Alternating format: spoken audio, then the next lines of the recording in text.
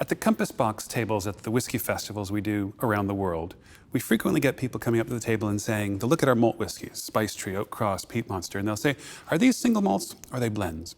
And we'll reply by saying, well, these are blended malt whiskeys. And we'll very often get a puzzled look on the person's face. And so what I want to do now is explain the difference between a single malt whiskey and a blended malt whiskey. Single malt Scotch whiskey and blended malt Scotch whiskey. At another time, we'll talk about the difference between blended malt Scotch whiskey and blended Scotch whiskey, but that's not for now.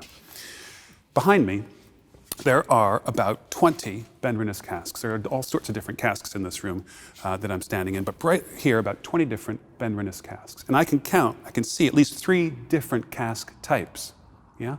Casks that have had previously held different kinds of wine or made from different kinds of oak. But if we were to take all these 20-odd casks and vat them together, even though there'd be huge flavor differences between many of them because of the different kinds of casks, if we blended them all up, that would be a single malt from the Benrinnes distillery.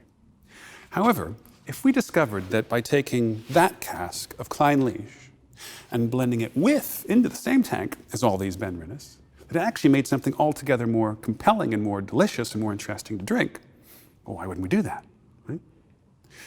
If the fruitiness and the waxy character from Clynelish brought another layer of flavor complexity to that Benrinnes and made it more interesting, why wouldn't we do it? And that's what we do when we're making blended malts at Compass Box. A blended malt is a blend of more than one single malt.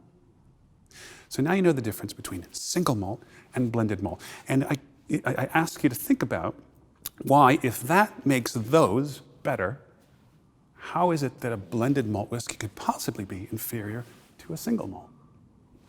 In any case, now you know the difference between a single malt whiskey and a blended malt whiskey.